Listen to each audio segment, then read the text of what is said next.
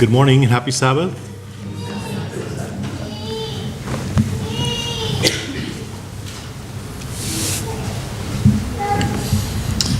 Well, this morning I'd like to share about a revival in history back in the time of the kings and try and learn something from it. You know, we started our prophecy seminar on Thursday, and it's less than a full house. There's precious souls there. Can you turn it down?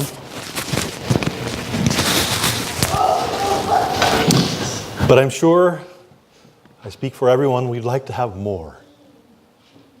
We'd like to have more participation. We'd like to have more people that are hungering and wanting to learn and would receive a blessing from the truth. So I have a question to start here. Is there anything wrong with society today?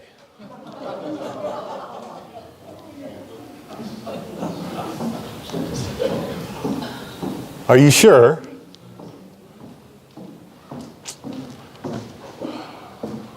Is there any room for improvement? Lots of room for improvement. Lots of room for improvement. The human condition is alive and well in our society today. You know, our money says, "In God we trust." And yet, all too few people don't even know basic Christian tenets of the faith. They haven't really heard, they haven't really paid attention, or we haven't shared the gospel with them.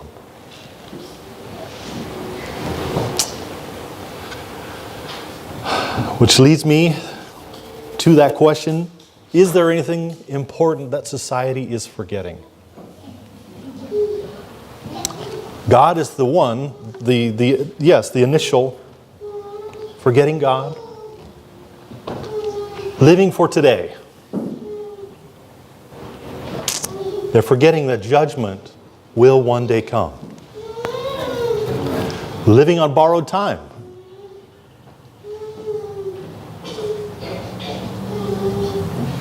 Do you think they know that? You know, I don't really think of myself as living on borrowed time. Although I think of myself as getting older. Having some aches and pains that I didn't really think about. After working a long day, it takes a long time to recover. So I think people know about their fragility of their body.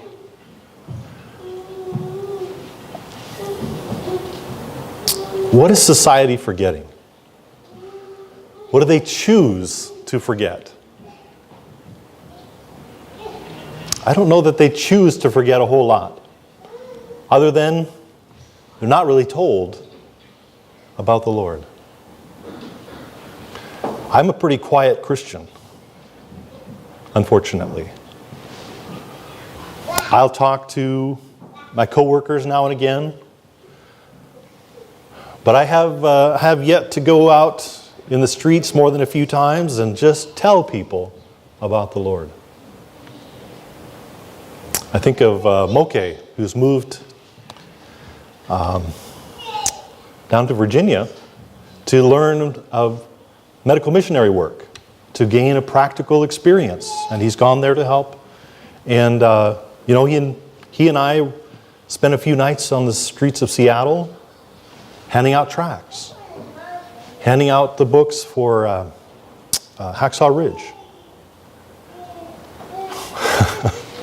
That's a dangerous street corner we were in. 3rd and Pine, 2nd and Pike. It's an open drug market. People walking by, handing things, and keep on going. And there I am standing on the corner with my lunchbox over my shoulder, pulling things out.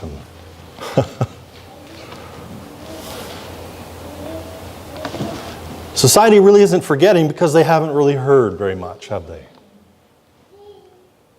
there's a warning, there's a cry that needs to go out.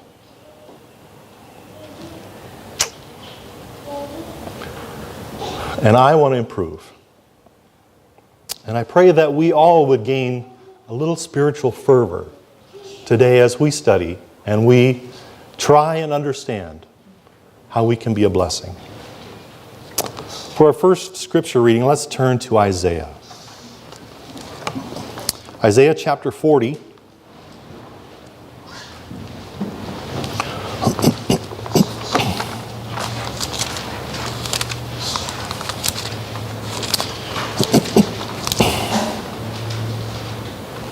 We'll be looking at verses 21 to 31.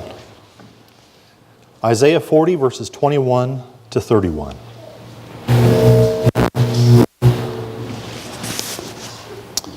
It says, "Have you not known? Have you not heard? Has it not been told to you from the beginning?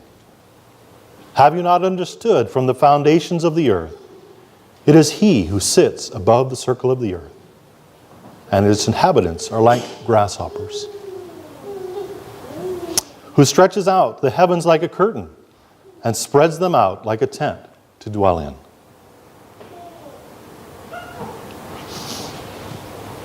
He brings the princes to nothing. He makes the judges of the earth useless. Scarcely shall they be planted, scarcely shall they be sown. Scarcely shall their stalk take root in the earth. When He will also blow on them, and they will wither. And the whirlwind will take them away like stubble. To whom then will you liken me? Or to whom shall I be equal, says the Holy One? Lift up your eyes on high and see who has created these things. Who brings out their hosts by number. He calls them all by name. By the greatness of His might and the strength of His power, not one is missing. Why do you say, O Jacob, and speak, O Israel, my way is hidden from the Lord, and my just claim is passed over by my God? Have you not known, have you not heard?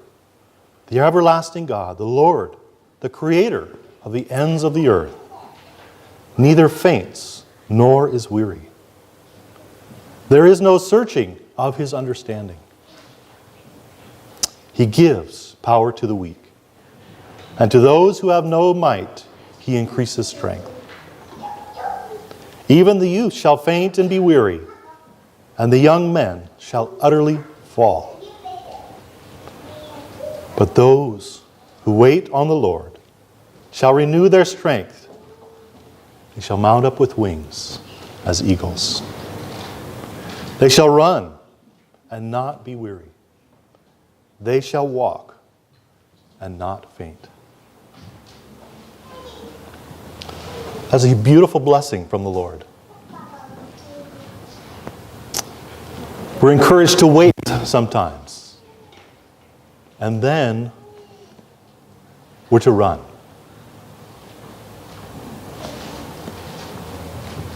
Have you not known? Have you not heard from the beginning?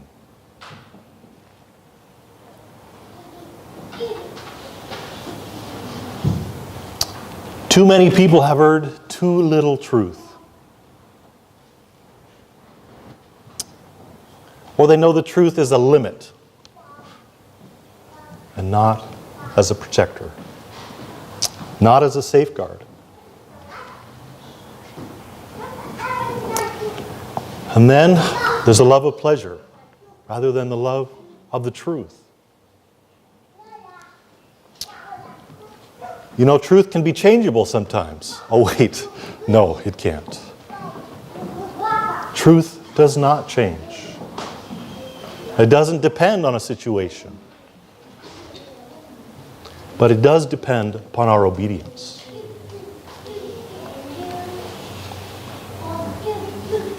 The truth won't change. When the Lord does come back, we will receive according as our works shall be. And that means everyone. All of us here, all of those driving in traffic, all of those at the Fred Meyer, at the mall down the road. How many of them don't even know the pending coming of the Lord? They're just too busy. Maybe someone hasn't told them enough that God loves them and wants to fellowship with them and to be in harmony with them and to show how He will uphold them. Well, as I was trying to figure out what to share about, because we had the prophecy seminar, trying to see what can we do to honor the Lord, to follow the Lord, as we are part of the seminar. And so let's turn and look at an example of Hezekiah, a man for his day. So the story of Hezekiah is written in 2 Kings, 2 Chronicles, parts of Isaiah. There is a lot to be studied about Hezekiah. And so we'll just start a little bit about Hezekiah today. Let's turn to 2 Kings chapter 18, verses 1 through 6. 2 Kings 18, verses 1 through 6.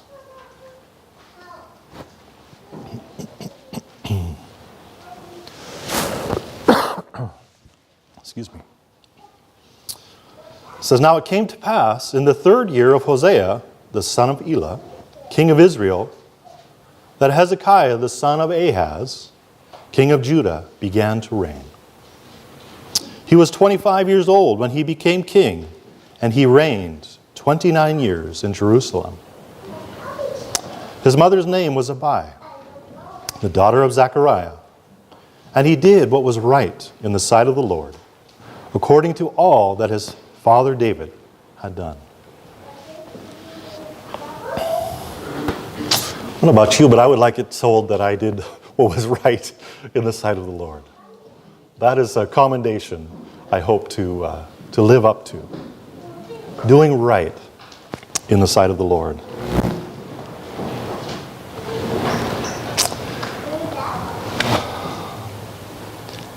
You know, Hezekiah didn't have it easy.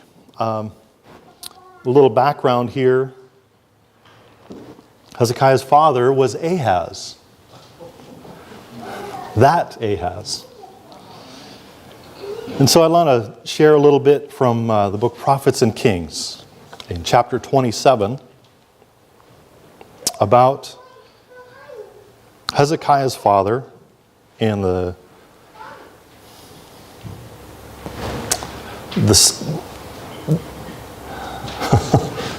man that he was and the kingdom. It says in chapter 27 of Prophets and Kings, it says, "As the apostate king neared the end of his reign, he caused the doors of the temple to be closed. The sacred services were interrupted. No longer were the candlesticks kept burning before the altar. No longer were offerings made for the sins of the people. No longer did sweet incense ascend on high at the time of the morning and the evening sacrifice, deserting the courts of the house of God and locking fast its doors. The inhabitants of the godless city boldly set up altars for the worship of heathen deities on the street corners throughout Jerusalem. Heathenism had seemingly triumphed. The powers of darkness had well nigh prevailed. But in Judah there dwelt some who maintained their allegiance to Jehovah, steadfastly refusing to be led into idolatry. It was to these that Isaiah and Micah and their associates looked in hope as they surveyed the ruin wrought during the last years of Ahaz. Their sanctuary was closed, but the faithful ones were assured, God is with us. Sanctify the Lord of hosts himself. And let him be your fear, let him be your dread, and he shall be for a sanctuary.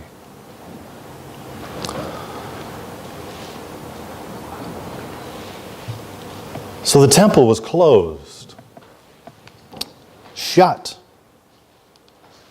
Idolatry throughout Jerusalem, of all places. And I think of the parallel here in the U.S. Established on godly principles, and yet turning from those principles. And just wondering, how long will grace sustain us? How long before the shoe drops? Before the Lord says, it is enough. Transgression. Before more troubles come here to the U.S.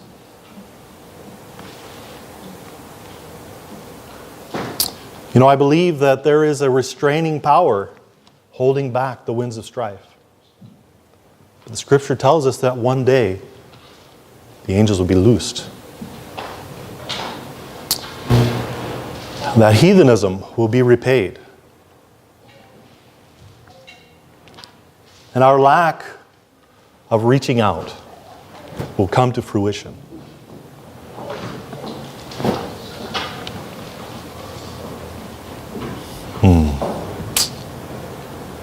But there's a man with a purpose. And that man was Hezekiah. And let's turn to 2 Chronicles, chapter 29. 2 Chronicles 29, verses 1 to 3.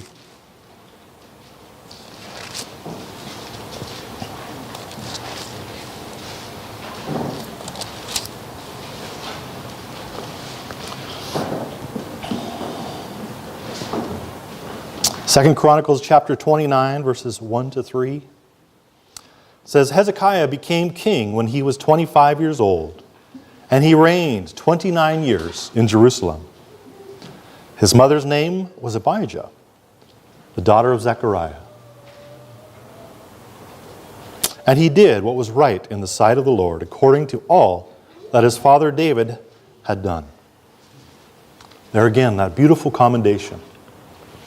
And verse 3 says, in the first year of his reign, in the first month, he opened the doors of the house of the Lord and repaired them. Now here's a man with a plan. He opened the house of the Lord. Here it had been locked. The priests had been locked away from the temple. They had to find other ways to support themselves. And yet Hezekiah, when he was made king, in the first month, he opened and restored the temple.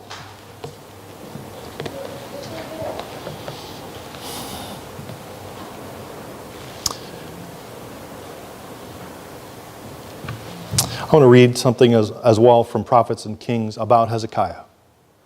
And it's in chapter 28.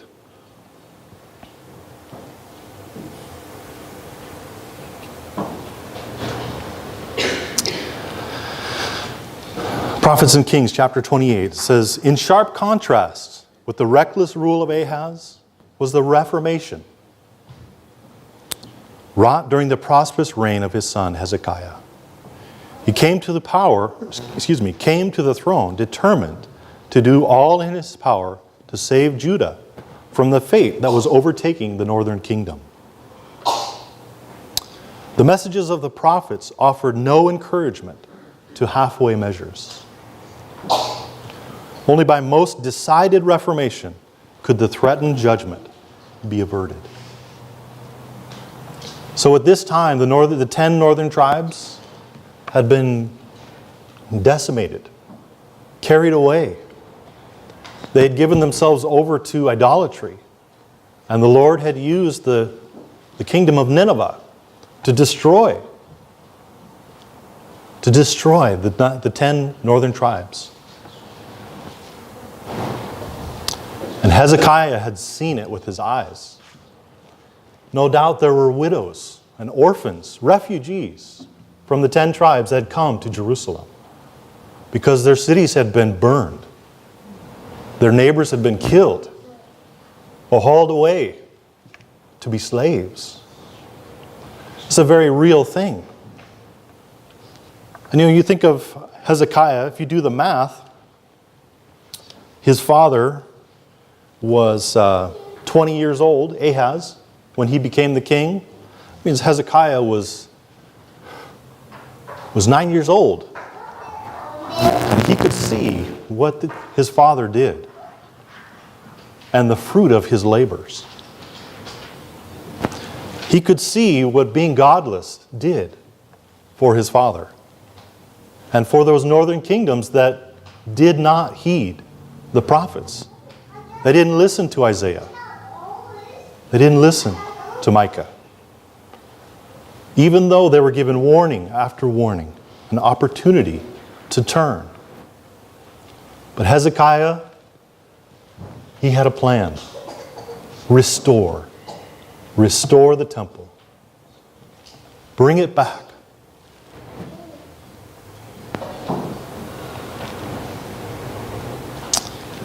There was no encouragement for halfway measures. It had to be decided.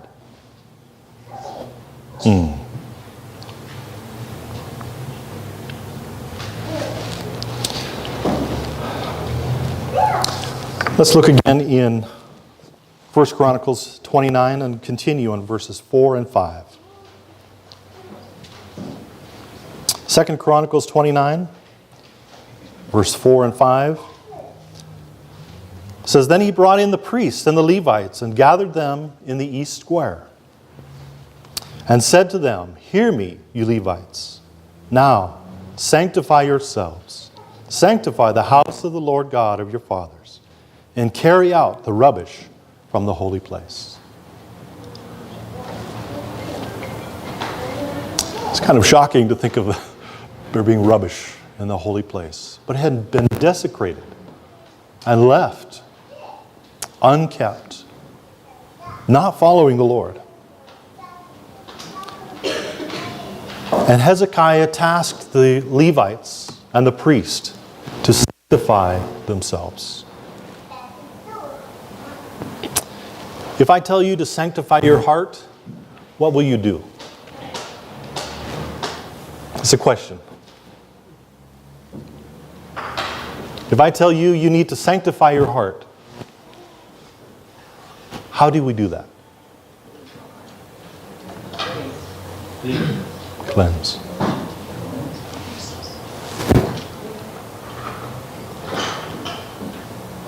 To sanctify means to set apart or declare as holy. Consecrate or make legitimate or binding by religious sanction, like a marriage is sanctified. A vow. Also, to sanctify means to free from sin and to purify. Now, here are some unemployed priests come back from the field. And the king says, sanctify your hearts. Sanctify the temple of the Lord. Set it apart. I couldn't help but, as I was studying, to realize I don't think I've ever done that consciously.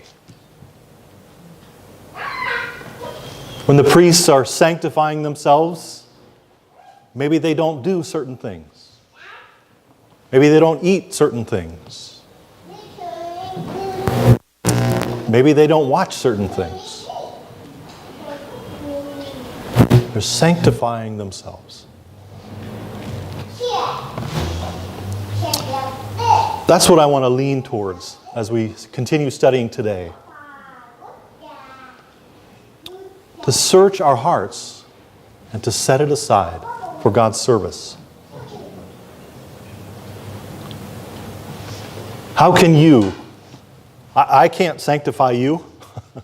You can't sanctify me. I can't sanctify my son. You can't sanctify your neighbor. I pray that we,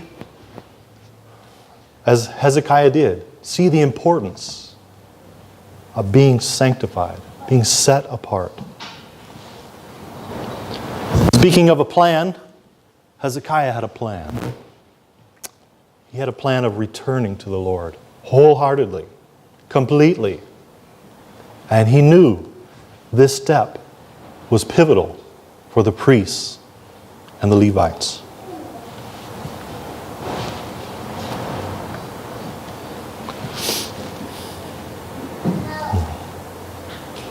Let's continue to read a little background here in 2 Chronicles 29.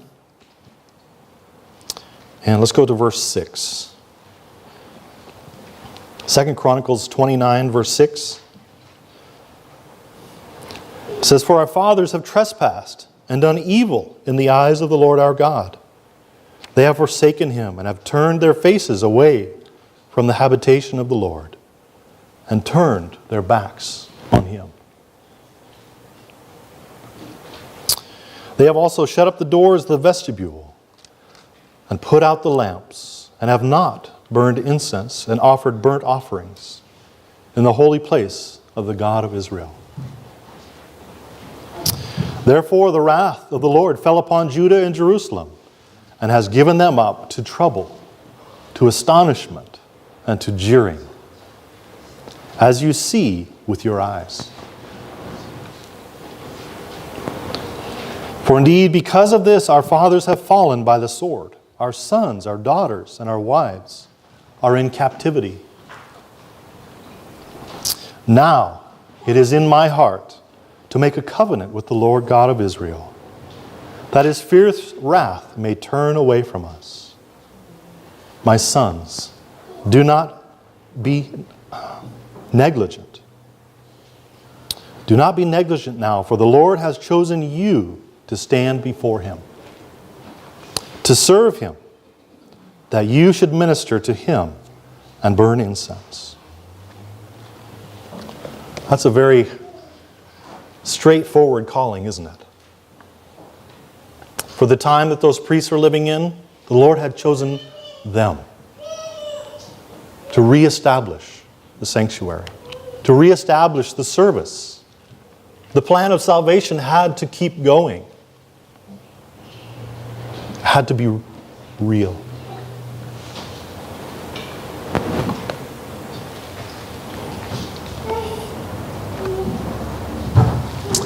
Think of all that had not been done. The sin offerings, the Passover, all of these things had been neglected.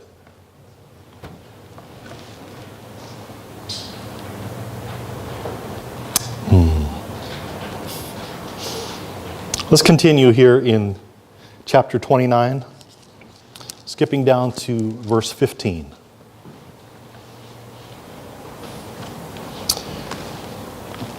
Verse 15, "Then they slaughtered the Passover lambs on the 14th day of the second month."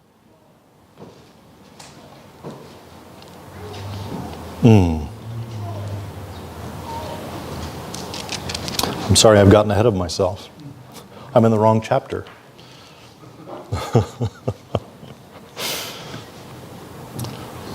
Chapter 29, verse 15.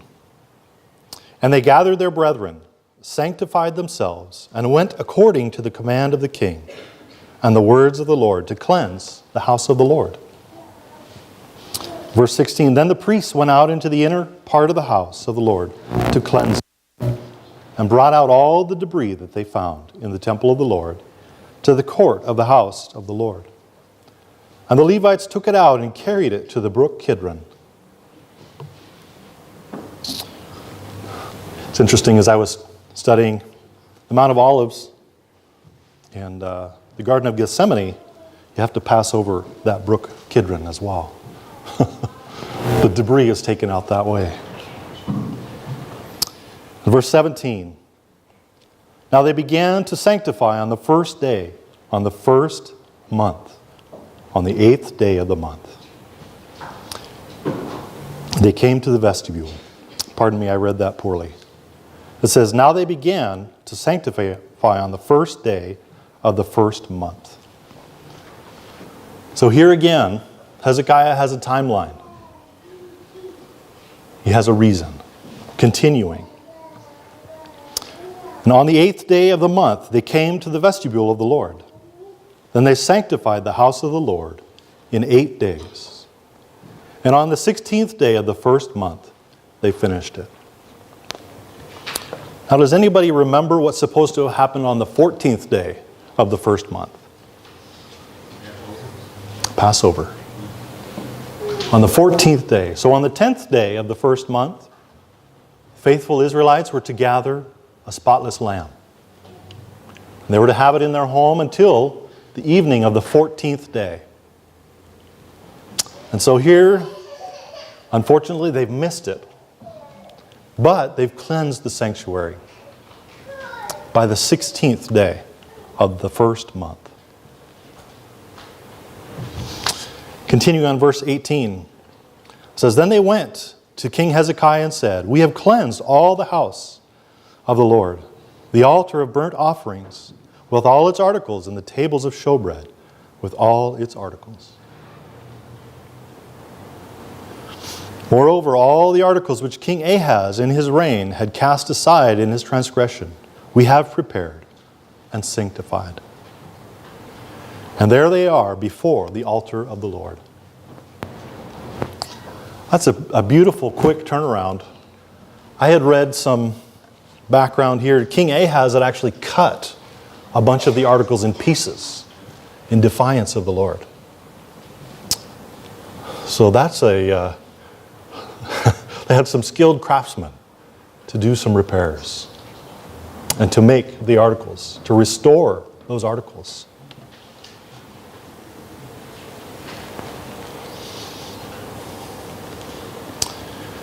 And there they are in the house of the Lord together.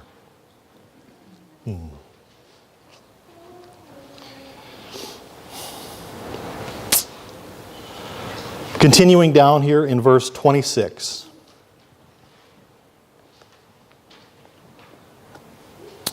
Here they're going to have the sin offering on behalf of all of Israel. So the temple's been restored. Sanctuary service needs to commence. And this is when it's happening. Verse 26. The Levites stood with the instruments of David, and the priests with the trumpets. Then Hezekiah commanded them to offer the burnt offerings on the altar. And when the burnt offering began, the song of the Lord also began. And the trumpets, and with the instruments of David, king of Israel. So all the congregation worshipped. The singers sang, and the trumpeters sounded. All this continued until the burnt offering was finished. And when they had finished offering, the king and all who were present with him bowed and worshipped. Moreover, King